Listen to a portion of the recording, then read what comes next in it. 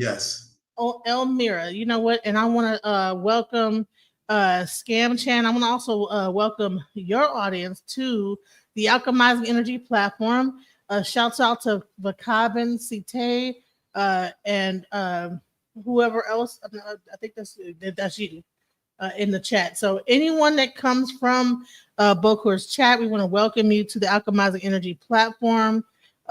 We are going to be interviewing Bokor Elmera, and we're going to be talking about Haitian voodoo. Now, he did talk a little bit, in the last live that we did with well, he doesn't like to be called a shaman, but he practices uh uh he's like a medicine man from Peru. And Bokor, came at the end to discuss the differences between voodoo medicine and the plant medicine that might exist in Peru and things like that. But the main thing was to bring us to where we are now. So Bokor, welcome to the platform. Yes. Thank you. All right, I want to give a little bit of background on who you are as a person. Bokor Elmera is widely regarded as the most recommended sorcerer in the United States. As a third generation practitioner of Haitian voodoo, traditions passed down from the esteemed Elmera family, Bokor Elmera follows a strict and disciplined approach to their craft. Their unparalleled expertise and unwavering commitment to their spiritual schedule has earned them a reputation as a stern, no nonsense practitioner who has always delivered results. With an extensive range of services that includes readings, magic, and spells, daily lessons, and a member chat, Bokor Elmera has helped countless individuals navigate the complex and often mysterious world of spirituality. Through their work, Bokor Elmera has demonstrated an unwavering dedication to the spiritual development of their clients, always striving to provide them with tools and knowledge they need to unlock their full potential.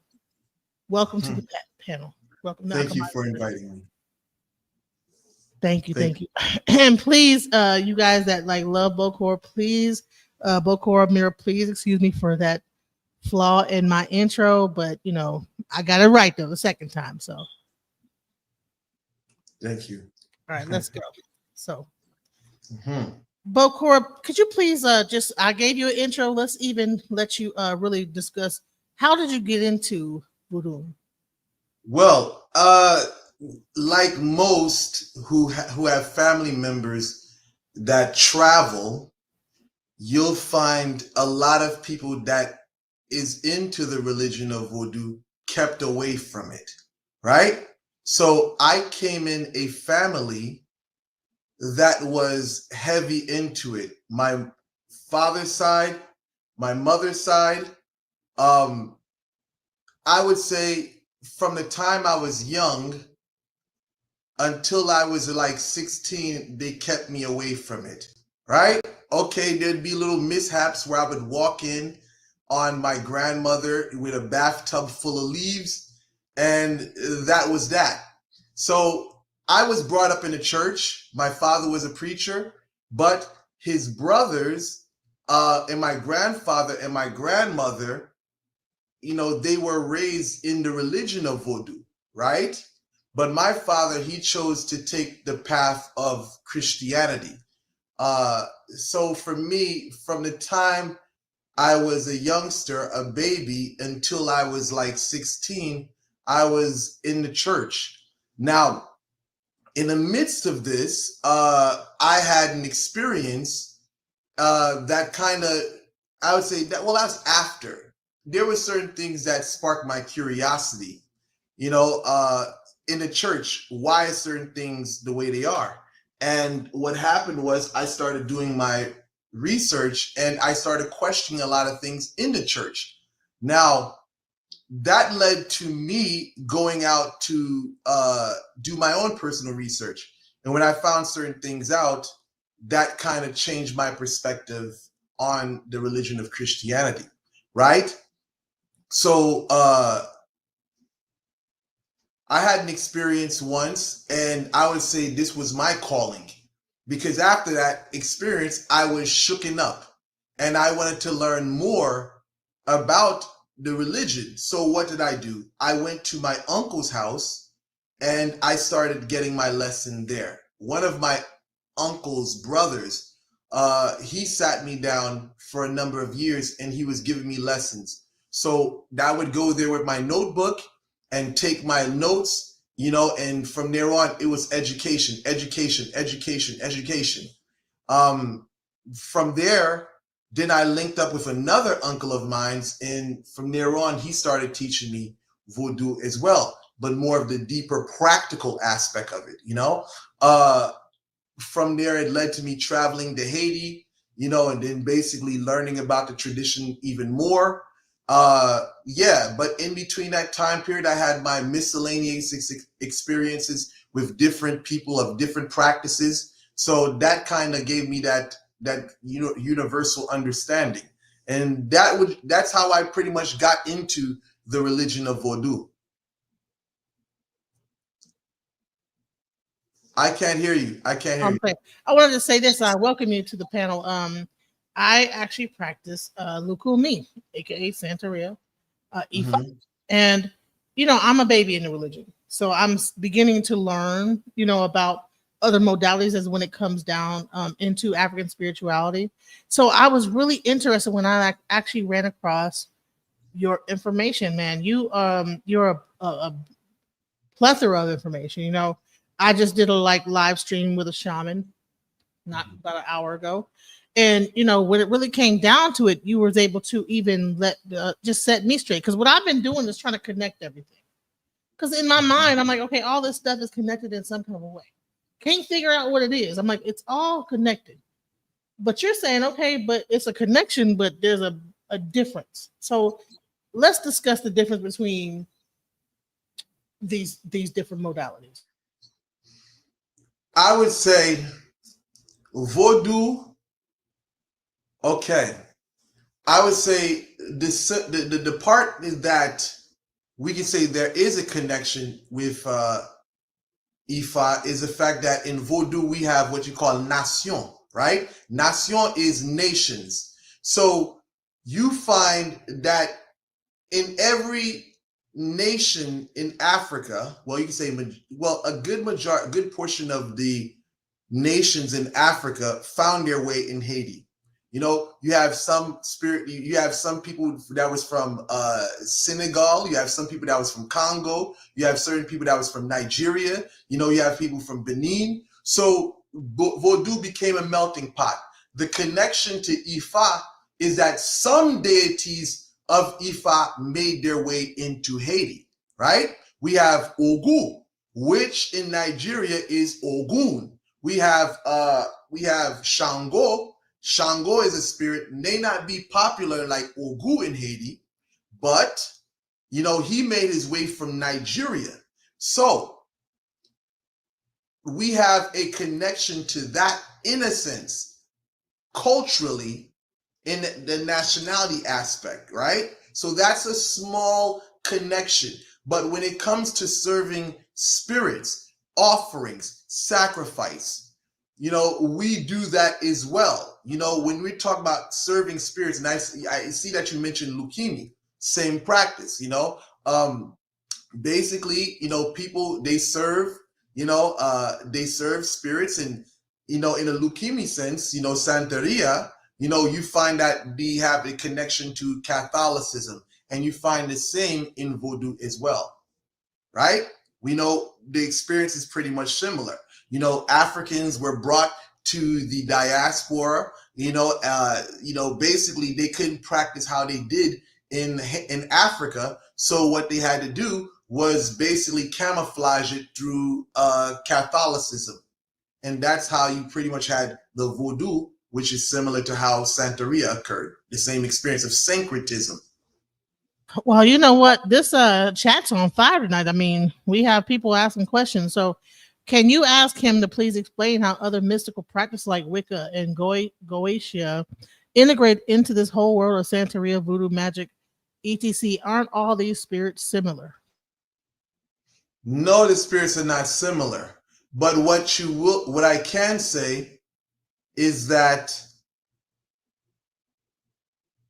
there's certain practices that were brought into the Caribbean, via, the Europeans. So you find some people, Rosicrucian tradition, some of them practice Kabbalah. These things have been brought to the island through foreigners whatsoever. And you find some people that have incorporated that into the mysticism of, Haiti, etc. Yeah.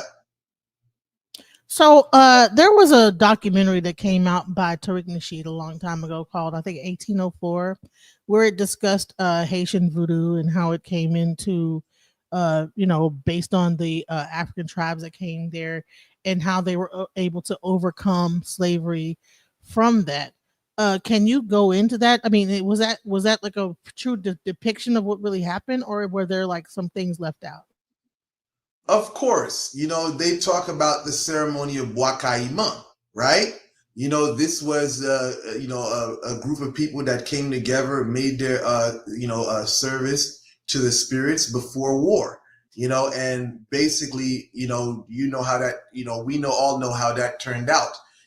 Basically they unleashed, a kind of, they definitely did what they did whatsoever, and that is true. So there's talk of like light spirits and spirits of darkness. Now I know that what's her name? It's a rapper. Her name is Azalea Banks, and she practices Palo. Now, would you say that voodoo is closer to Apollo than it is to Ifa, whereas you're dealing with spirits of chaos versus spirits of light? Or like you say, you have like spirits. So light is like would be like, okay, you would, instead of like, okay, so say you're going to get into a car accident, right? The spirits of light will deal with the person so that they don't experience the car crash.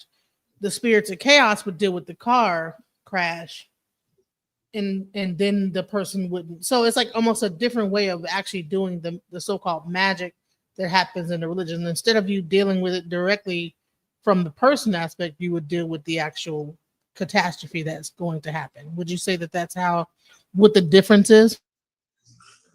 I would say yes. There is spirits that are there are spirits that are here to uplift, and there are spirits that are here to put down, right?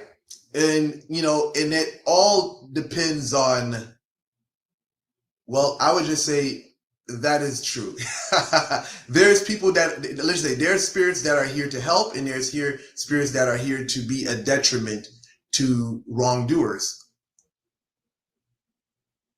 So when it really comes down to it, because when we are speaking to the shaman, his aspect is probably dealing with spiritual light through the plant medicine of ayahuasca, right? And you were Yes. saying something to the point of that, that's fine and all, but if because he actually made a statement that said, you know what, if you feel like someone is putting something on you, then that comes true, right? But if you don't feel like that, then it's not true. What would you say to that? I would say partially, because, well, I would say it's a little, I'd say not little. I would say it's a big difference, but I understand what he was saying, because the thing about it, in Latin America, we have a terminology which is maldition. In Spanish, it's maldición, right? And this is, how can I say this? This would be like you're cursing yourself. You're jinxing yourself. When you're thinking certain things, you can bring things into existence. But for us, when we say in Latin America, the maldición or maldition, it's like you're saying things. It's not necessarily mental, but sometimes we want to watch the things we say, because the things we say can take form. And that's how we see it. Thinking, not necessarily, but we usually say it's usually with the words you say, right? But thinking can be looked at as a form of maldición as well, or maldition as well, because it's still energy that is basically bringing things into existence, right? Evil eye, when we talk about, malojo, right? Or, we don't have that term in Creole, but, when you're evil eyeing someone, it's like it's charged by feelings and emotions, intent, right? Your intentions. So you're in that aspect. That's not totality of sorcery. That is one part of it. There's greater things that lie beyond that. But yes, he was right in a sense in that category. So what is the difference, right, between religion and sorcery? What is, because I can pray and speak good things to and say, well, God, bring me certain things, or God, I pray to God. Is there a difference between me praying to God versus me praying to a certain other thing within voodoo that might say, okay, I want to bring about a certain thing? What's the difference between, is voodoo a religion, first of all? Number two, is it sorcery? Number three, what's the difference between the prayers that you send up to Jesus versus the prayers that you would send to a deity within voodoo? I would say it's different energies, right? I don't look down upon a Christian or a person praying to Jesus, because that is a deity in itself. When we start talking about names, I mean, names are very powerful. And if you want to go back into ancient Egypt, you'll hear about the thing of Hekua, or words of power. When you talk about different deities, it's like, yes, they exist. Any type of word, I say words have energy, and if you go into the study of numerology, you'll know that. So whether it's God, whether it's Bon Dieu, whether it's Olodumare, I mean, it's like you're tapping into something, but you want to make sure what you ask for is within that stream of energy. So what is the difference between religion versus sorcery within Haiti in voodoo? Now, religion is ritualistic, right? Ritualistic is like, okay, we do things redundant at times, and we do things over and over, right? It becomes a custom, right? Now, there's a lot of people that are into customs and rituals that don't understand exactly what they're doing or the purpose of what they're doing. Now, you find in the sorcery aspect, a person takes what people do unknowingly, ritualistically in religion, and put it to practical use. Now, a person in sorcery knows exactly what the rituals mean. They know what the rituals are capable of. Someone practicing religion, usually they're doing what they have been told or shown. So sorcery is putting to practice what someone learns ritualistically for their own agenda and purpose.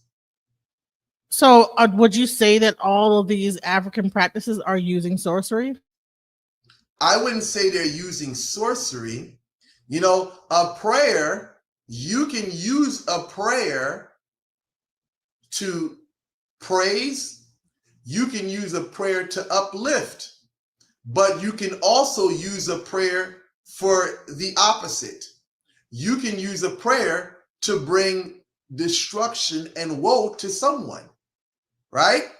There are certain scriptures, even in the Bible, that people have used to bring condemnation to people they don't like. So it's almost as though you don't have to have, it's like this.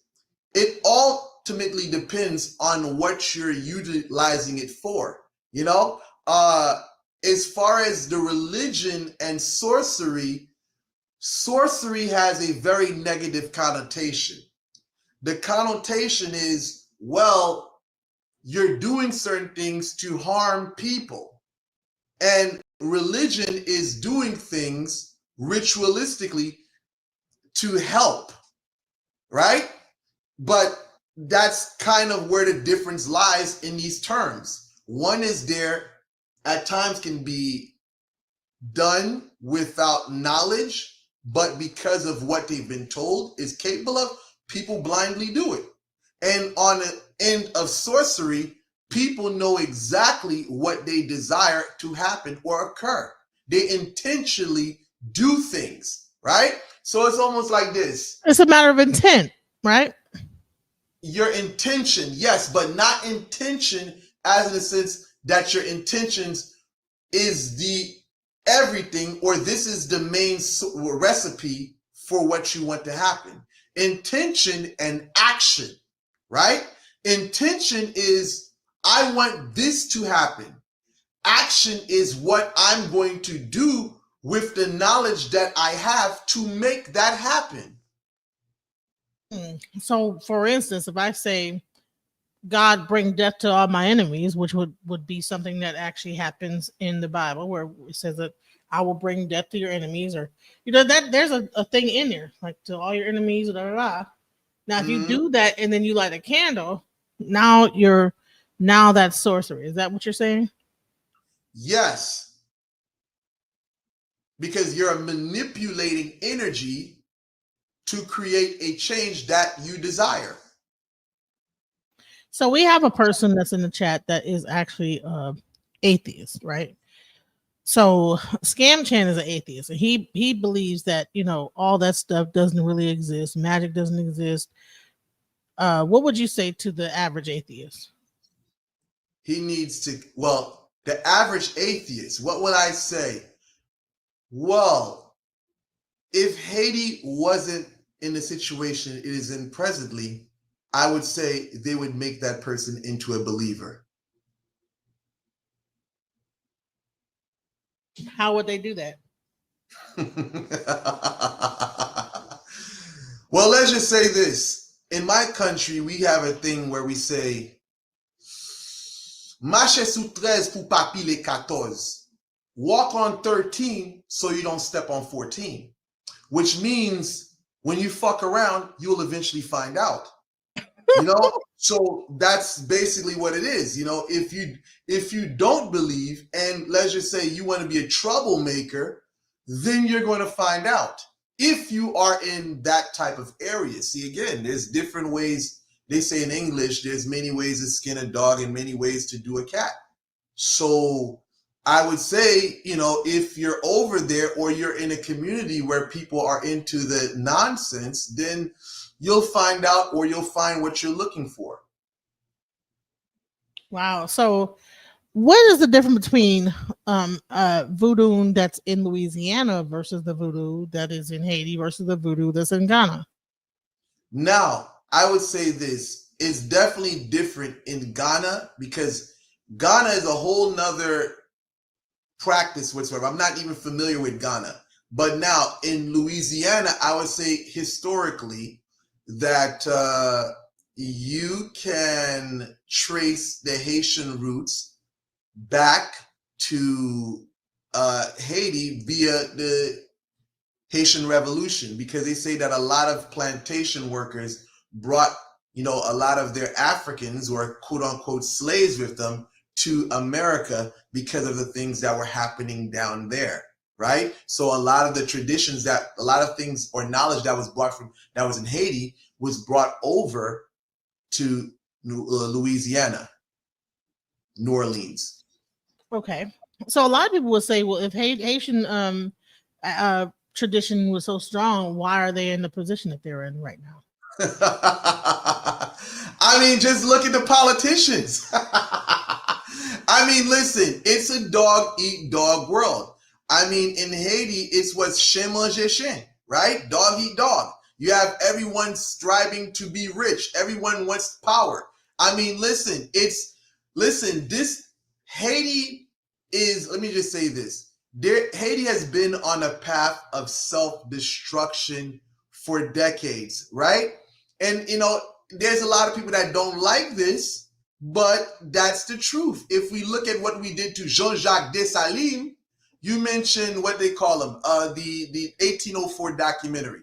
We talk highly about Jean-Jacques Dessalines, but what did Haitians do to Jean-Jacques Dessalines, the man who gave Haiti its freedom? They chopped him up into pieces in the marketplace, right?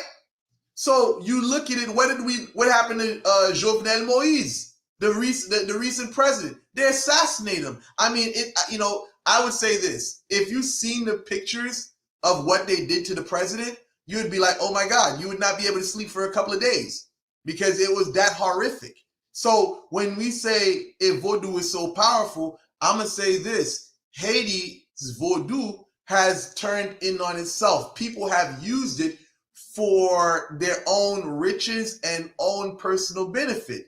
I mean, look at it. Look at the gangs today. I mean, there's guys getting shot and the bullets are not penetrating their body. And what do? Because of that, they resort to machetes and gasoline. So they're setting people on fire. So at the end of the day, witchcraft and sorcery is powerful in Haiti. Religion, I would say it has taken a back step. If anything, the religion of voodoo has, let's just say, a lot of the practitioners, a lot of the priestess and priests, let's just say they have sold the religion for their own personal benefit. Where are these gang members getting their power from? A guy gets shot 4 to 5 times and he's still walking. You don't even see any blood coming out of his body. Where does he get the rag that he has wrapped around his arm or the magical rings? He's getting it from voodoo priest and priestess.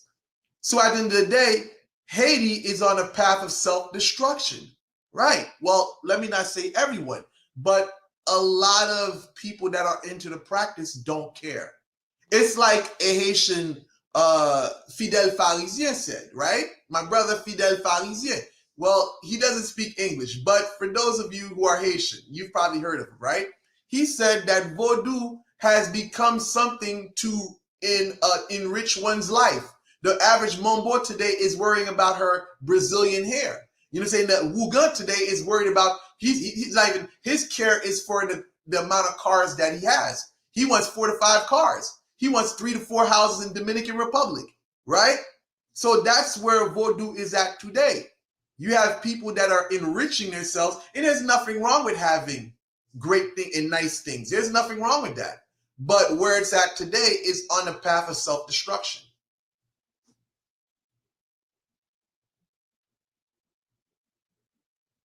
Hello?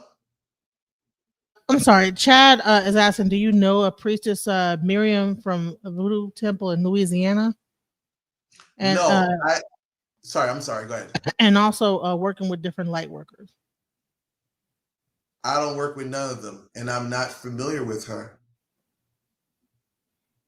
See, one thing I would say about this, a Bokor mange pour compte, right? Let me explain what that means. A Bokor eats by himself.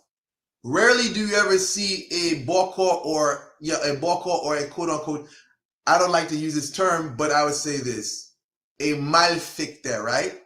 Let's just say a person that doesn't do nice things. You rarely ever see them sitting in the midst of voodoo priest or priestess.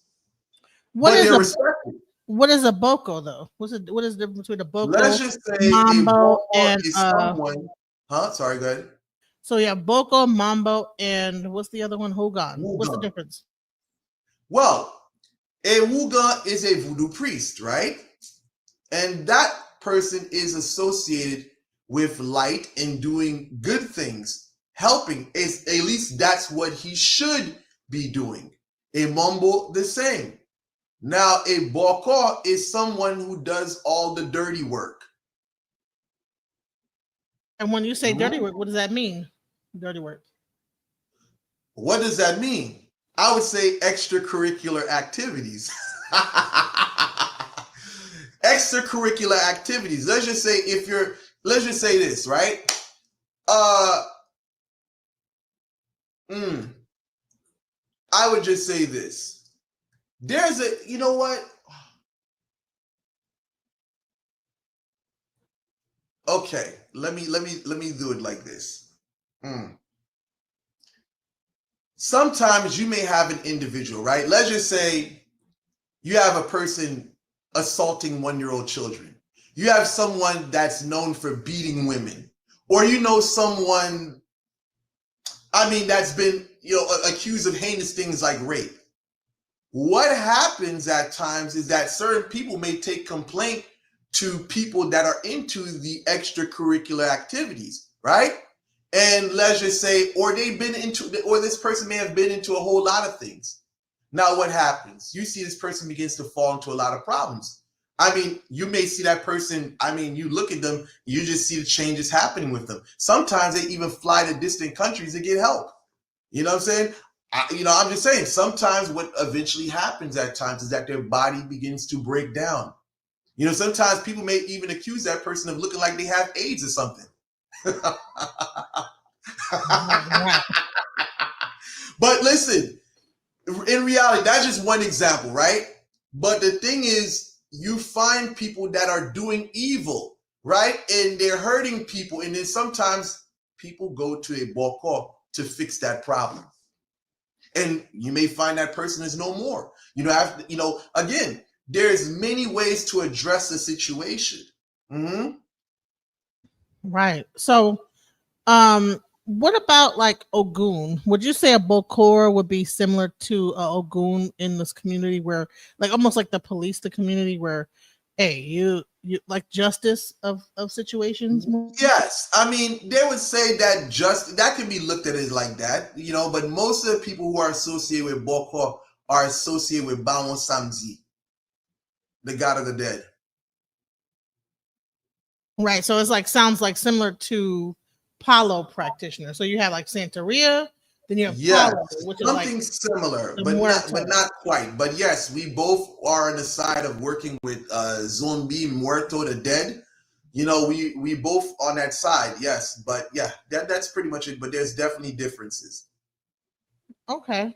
So would a Bokor also be able to work with spirits of light, or is it just like once you get into that, you can't go into of course, but of course they can, but a lot of them are associated with more of the left side of voodoo. See, when I was coming up, they broke things down to me like this, right?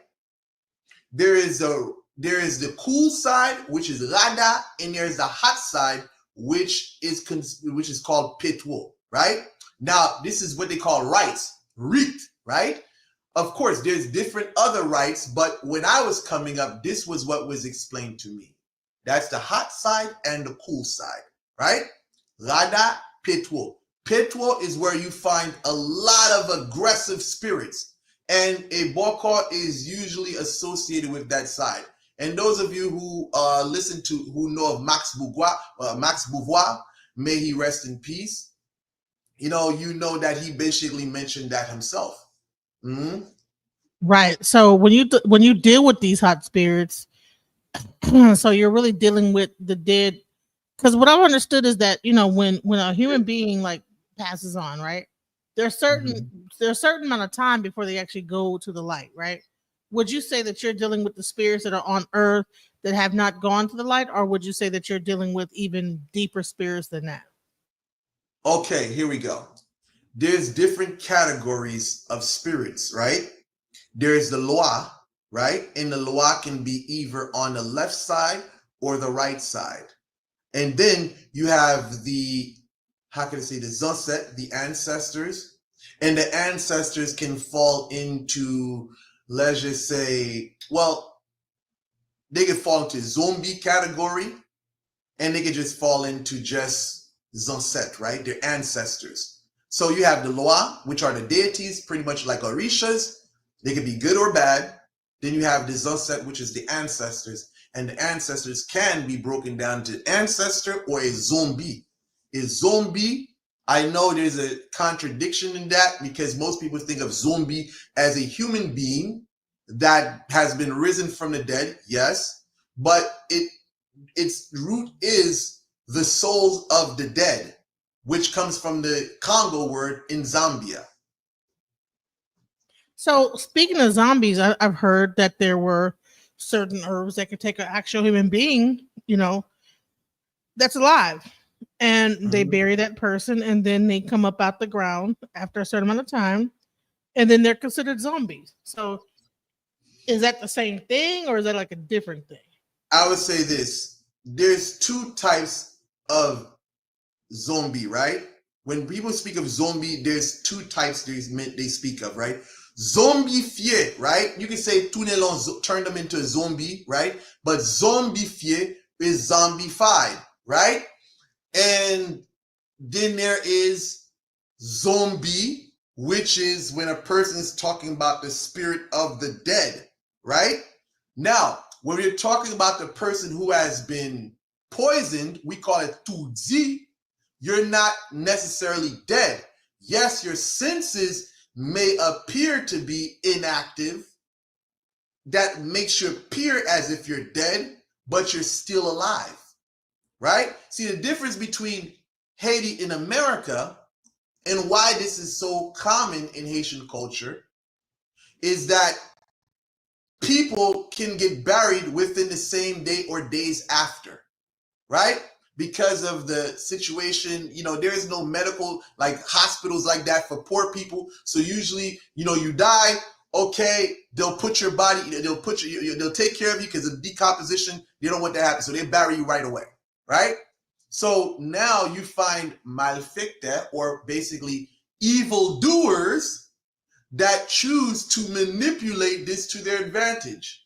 So let's just say you stole someone's land, or you are a problem. Someone may hire someone to do something to that individual, but they don't want that person dead. They want that person alive. So when they bring that person up, okay, we kidnap you. It's a form of kidnapping. You're taking someone to a specific location and having your way with them when they come back to life or they wake up from their slumber. Wow. Okay, and that exists right now. Yes. That is creepy. Oh my God. I'll tell you, Haiti is a place that is unbelievable. When I speak, for me to speak to people in America, the stuff that goes on in Haiti, you will not believe it. You would not believe it at all, period. So I don't blame anyone for not believing it. It's a reality that exists over there. It is an unbelievable place. So here's another question: is that you have people that are like getting initiated in America into Haitian voodoo, and I've heard people come up missing. What would you say is going on in that situation? Well, I'm gonna say this. Listen, you gotta definitely know who you're dealing with, because listen, there's a reason why, for me, I don't attend no voodoo ceremonies, because I know how people can be. Yes, I'm a voodooism. What I got from the elders, I keep to myself. I don't try to mingle and go to voodoo ceremonies because I know people are very messed up. There's no friends in this thing called voodoo or spirituality for us. See, I mean, maybe in Wicca, maybe in, Ifa, it's safer, but voodoo is not a place where you want to be friendly with people. I don't care how much, how many years they got, if they're Asogwe or the highest initiate, people have ill intentions. And, some people, listen, the thing of body parts, the thing of sacrifices, listen, there's people out here that will do that to better their position in life. I mean, if you go on my Facebook, there's videos I've shown that people have human bodies buried under their voodoo temple. So I heard of a story about a person that's out here right now that said they're a voodoo priest. They're pretty well known. I'm not going to mention their name. You know what I'm saying? But, they said they were a voodoo priest. Her name starts with a J, and she said she was a voodoo priest. And it came out that, she had a grandfather that actually did human sacrifice and got exiled out of the voodoo community. Is that what happens when a person does human sacrifice, or is it accepted? I mean, listen, that all depends on where they're at. You know what I'm saying? In the voodoo community, I would say there is no morality in the voodoo community. I would say in the Haitian voodoo community. See, I would say this. Comparing what's going on in America and what's going on in Haiti is totally different. In America, you have rules and regulations, you have standards, and you have people trying to make it seem as though there is some type of structure in order. In Haiti, it doesn't work like that. There is no, this person got how many bodies to his name, but you're still going to fuck with them. Yeah, overseas, that's how it is. See, in America, you have people like, you know what, I'm gonna disassociate myself from those kind of people because I got Americans that are aiding me, they're funding me, and I don't want that stigma associated with me. So a lot of voodoo in America is very commercial. And I'm But not saying that's a bad thing, but some people, they have foreign clientele, and some of these people have sponsors, and they don't want to lose that sponsor being associated with the extracurricular activities. so to be honest, what it comes really down to is when you get into voodoo, is dealing with kind of a spirits that like kind of can get dark and there's aspects that can be light, but really it's their darker spirits, but it really is about justice. But you have other people that can exploit that for their own personal gain. Yes. Now let's get into, man, this is crazy. I didn't expect what you were saying here. What in the world? So a lot of children have become missing the last hurricane that happened. Is it okay to practice child sacrifice in Haiti? I would say for myself, that is crazy. That is insane. But again, Haiti is a dog eat dog world. I mean, listen, for them, people are going to do whatever they want to do. I can't stop what they're doing, but I'm not going to deny the existence of such ordeals that occur. That's there. But am I to say, this is good or bad? I wouldn't personally do it, but there's people out there that will do it in a heartbeat and not care. I mean, if you look at my shorts, you can pretty much see about the baby that tongue was cut out, the throat was slit, the fingers were chopped off, and the toes were chopped, and the feet was chopped off.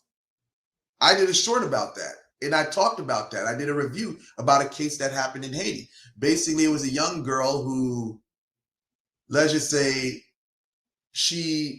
I guess they didn't like her. The family didn't like her. So, she went to Dominican Republic with her boyfriend. And when she came back, she found her baby's eyes bulged out, tongue cut out, both thumbs chopped off, and both toes chopped off. Now, the police came, the lady claims, but then again, I don't want to get too much into that. But stuff like that happens. Just to talk on what we're speaking on, that happened. So what about like the whole thing? They're killing the dogs, they're killing the cat, eat the cat, eat the cats. You know what I'm saying? I don't know all about that part. As far as a Haitian doing that, I can't say that we are like that. I don't know, but you never know. You have some people that are, that I don't know if that's true or not. Are cats and dogs a part of any ritual in Haiti? Like, are there any rituals in Haiti where dogs and cats are like sacred to do that, to make a certain? I would say this: everything goes in Haiti. Everything goes. There's no restriction. Everything goes, and it all depends on who you're dealing with. Because there's some people. Not everybody's malicious and evil. There's certain people that are good. They have good hearts, and they don't want to participate in such actions. But then again, there's other people that don't care. Everything goes. Let's talk about the spirits of Haiti. I've heard stories of like, can't go outside, or you see a person and they're like, oh, I saw this person, and then it turned out that person wasn't there, but everybody knows that if you go outside a certain time, you're going to see a certain spirit. What is that? See, if you have the gift of clairvoyance, maybe you'll see it, right? Maybe you will see it. But the thing is, when you see things, is usually within spirit. You have to be gifted to see that. There's certain things that I can't explain myself because I don't know everything. But I will definitely say there are certain things over there that is, not to be fucked with. Wow. So, is it true that a person can become a zombie and be actually made into a slave to work someone's property? It goes back to what I said. It's a form of kidnapping, right? It's a form of kidnapping. And most of the people that come out of that state, they're not there mentally. You know, they're moving as though a person who is high on heroin. So whatever manipulation that has to happen there happens there. You know, but you know, usually it's for the person's own agenda. They can have you there as a slave to, you know, do whatever they want with you. Someone make you work the field, someone basically use you for whatever purpose they want to. So when it really comes down to it, like, okay, we were talking about herbs, right? So you have the ayahuasca plant that's meant for, healing yourself mentally. What it seems like in Haiti is that people understand how to use these herbs in a baneful way. They very like much like mastered the land there and to understand what herbs to use to do certain things. Now, I wanted you to get into the herbs. I know you can't probably much go too deep into it, but what's the difference between like herbal medicine when it comes to healing versus the herbal medicine when it comes to harm? Well, I'm gonna say this: when you're studying medicine fay, which is medicine of leaves, right? That's exactly what it means. There are plants that can be used for good, and there are plants that can be used for bad, right? The good can be for healing, it can be for skin abrasions, it can be for vomiting, it can even be for poisoning, to stop poisoning from happening. It's all about what you know of or how to utilize that for that purpose. Some plants that can be used for medicinal means can be used for lethal activity. So as far as the herbal stuff goes, yeah, a lot of people drink tea for healing. A lot of people drink teas or do teas and stuff like that for various purposes. But a lot of it, again, most of the time it's for healing, for betterment of one's, santé or health. So when it comes down to being able to say be shot and not pierce, is that a herbal thing or is that like a spiritual thing? That right there is, I would say this, that is a very mystical thing. Because yes, there is knowledge of plants, there is a knowledge of mysteries too. That is something that is beyond human comprehension. Mm-hmm. So Mm-hmm. recently, okay, what isn't Mami Wata one of the things within Haiti that people like? Is that Well, something? Mami Wata, that is not a spirit in voodoo, right? But the symbol, I would say, is that would be la sirene, or in Spanish, la sirena, right? That is the mermaid spirit.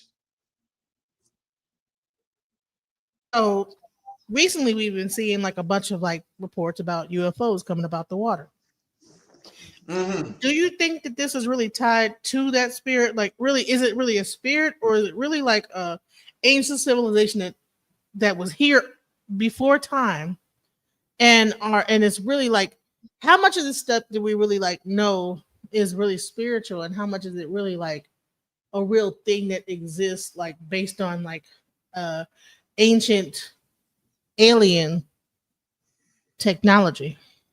One thing I will say is this: I'm not outruling the existence of creatures that are from other galaxies, because according to astronomy, there's hundreds and thousands of other universes that we may not even know of. But I would say this: when we're talking about spirit, we're talking about spirit. Now, anything that comes out of the water, that's in the domain of the sirens, or the spirits of the ocean or the sea, the spirits of water. But again, when you're talking about Loa, you're talking about an energetic being that is immaterial. It is not material. Because I know certain people try to link extraterrestrials with spirits. Spirits are spirits, and extraterrestrials are physical. If they, I mean, if they exist, I've never seen one. But when people speak of extraterrestrials, they're talking about something terrestrial. There's celestial and there's terrestrial. Terrestrial is like physical, right? In voodoo, or just in general in spirituality, there's spirit and then there is matter. That's a totally different ball game. Okay, so do you feel that? So you don't feel that this actual uh I don't know what to call I it, don't a have religion. I don't believe that. I don't believe that that's a deity. If there is a being that came from the water, okay, cool. That's a being that came from the water. But everything in the universe is governed by different forces. So regardless if it is an extraterrestrial, it is always going to be under dominion of forces beyond them. Anything on this earth, whether it's plants, whether it's rocks, whether it's human beings, whether it's animals, everything has a rulership. So okay, you say you are a Bokor and you deal with the darker spirits. How do you stop those spirits from attacking you? I would definitely say, stay protected via prayer, whether you're burning or serving your ancestors or the Loi. Continue, because that is your best defense.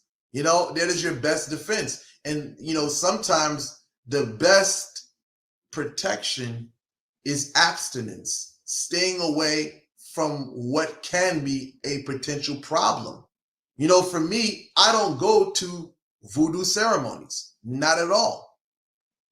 For me, I'm not going to put myself in a position where I'm going to allow something like that to happen. Who knows what you're going to put in my food? Who knows what you may put in my drink? So why put myself in that situation for something like that to happen to me? And not only that, you don't want to be messing with people. A lot of the times when people end up in these situations is the fact that they're bothering people. Most of the time, people end up in the situation they're in because they're messing with people. If they would leave people alone, they wouldn't find themselves in situations that they're in. So, marche sous 13 pour pas piler 14. Walk on 13 so you don't step on 14. Ashe. So NN says, does it disappoint you not being able to have a community to keep yourself safe? Do you feel lonely? I've been living this way for a long time, so I'm accustomed and used to it. Yeah, I'm accustomed and used to it. Yeah. How do you what I would say is, how do you know if someone have put some baneful magic on you? What are the signs and symptoms? Well, listen, the signs and symptoms. Now, here goes. What is this? I'm a doer of the word, right? I'm going to leave it like that. I'm a doer of the word and not a hearer of the word. So I can only speak as the person. Well, I'm not going to go too much into that. But as I said, I'm a doer of the word and not a hearer of the word. So I'm going to speak as a doer of the word and not as a person who is a hearer of the word. Okay? So listen, when we're talking about what a person experiences, what I've seen with my two eyes, listen, you may see headaches, migraine headaches. Of course, there is medical reasons for that. But when you have an artificial headache, it can be just as a regular headache, but it has a spiritual source, right? Migraine headaches, that's one. Weight loss is another. Like I said earlier on, I gave an example. Sometimes people can look healthy, and as time goes on, a year goes by, 2 years go by, you start seeing that person begins to lose a lot of weight. It's like the movie Thinner, the Stephen King movie Thinner. That happens. Someone can place a zombie on you, a muerto on you, and it sits on you. And as time goes on, you start to look different. I know one person recently that was talking about, they think somebody at their job has a spell on them or a curse because, listen, they went from a normal looking person to their whole face swelling up. I remember this guy on the internet. I think his name was E.A. Coetic, white guy and everything. He was a very popular YouTuber. You know what I'm saying? Listen, this guy got up online and apologized to the Haitian Vodoo community. I don't know why he apologized though, but he got up on the online It's like he was making fun of somebody online. I'm just gonna give you a story. This guy was making fun of some, some Haitian person. I don't know who that person is like that, but he was making fun of some Haitian person, and that Haitian person warned him, right? That Haitian person was telling him, like, chill out, be easy. And then what you start seeing, like 2 or 3 months down the line, the white man's face starts swelling up, right? And what happened after a while, his face started looking oily. This person started looking out of character. And then, totally different. This guy was slurring his speech and the whole nine. Then one day he gets up online and says, oh, he made a video talking about why I look like shit, right? And then out of nowhere, this guy gets up online and apologizes to the Haitian community. And he says he's never practicing Haitian voodoo again. You know what I'm saying? Stuff like that happens. But yeah, I mean, that's the sign. You can look at that as a sign of what can happen. Then you have another instance where basically some people get into accidents, right? It can be accidents, you're driving your car, whatever, accidents like that happens. Sometimes you can get hurt at the job. That's one thing. Health illnesses. Sometimes your body, certain organs start having problems. Your heart. You can have heart problems. You can have like intestinal problems. You never know how this thing is going to hit you. So there's a lot of ways that this thing of black magic can hit you. I even heard of a case where a female got crazy one time. I guess she had black magic on her, and she took a gun and shot the guy in the head. The guy lived though. You know what I'm saying? But I mean, it's just crazy stuff like that. They say that she had black magic on her, some type of breakup spell. So Jaguar Wright, she said she was a voodoo priest, right? Now, there's a lady named the Governess who said that she put like she made a cow tongue and put something, I don't know, said some things into the cow tongue and buried it or whatever. And that made her spiral into insanity. I mean, listen, things like that from my experience and what I've known, things like that is possible. I mean, I would say if we're speaking from a magical standpoint, some people are going to say, where's the evidence? I'm just saying, you can believe it doesn't exist. And, everybody's entitled to what they want to believe. But I mean, from my experience and my culture, many people would say that stuff is possible. So not to like be saying that like a cow tongue, like I would say, would you say that that's a normal thing, like a cow's tongue, or is that like some other practice? I would definitely say everybody's, if you're from Latin America, you definitely know that that's a heavy thing that's done in Latin American countries. You know what I'm saying? So I can't outrule that. That's practice all around Latin America. It's called a la lingua, right? The lingua. Right. You can do that. Interesting. So, someone says, why do you think some people are able to use voodoo to get ahead in life, while others also practice voodoo and they seem to always be struggling or not benefit in the same way from it? Okay, I'll say this: there's people that practice not to become greater in life. Some people just practice because they want to practice, right? And then there are some people that don't know what they're doing. Or they can be people that have gotten a fake initiation, whatever, and basically, if not a fake initiation, the person who initiated them brought them into the tradition and they didn't know what they're doing. Now that person's life starts falling apart, right? Your initiation can be bad and that can affect your life and your well-being, right? Again, and there are some people that know what they're doing and they make a living off of what they know, So then there's some people that just use it to better their chances in life. They have the right type of formation. You're formé bien. They've been formed correctly. So now they have that connaissance, the knowledge of how to make things work for themselves. And that's why when they go into business, they're successful at it because now they're doing their rituals, they're serving correctly, and now they're money coming in, their business is thriving. But one thing I can see even from you is that you don't look like, I've heard stories about, people that practice like, darker things and they start to look like deteriorated, look jacked up. What is the difference between a person that ends up looking all messed up because of what the work that they're doing versus how you're doing the work, but it might be not affecting you? I'm gonna say this. We have a saying in Haitian Creole, faut respecter principe, right? You have to respect the principles, right? See, a lot of people, they're just doing stuff, but they don't know what they're doing, right? You know, it's like this, man. A lot of people get into this thinking that I'm going to put this together, I'm going to put that together. It's a lot of things that's involved in that. You say you can't just get up in there, go to Botanica and purchase this oil here, that incense there, that candle there, and think you're going to do something. More than likely, that thing is going to backfire on you. So you got people that don't know what they're doing, and they're doing this stuff, and they're only bringing condemnation on themselves, right? Now, on the same token, you got to be wise, because like my grandfather said, that I was told from my elders, was that my grandfather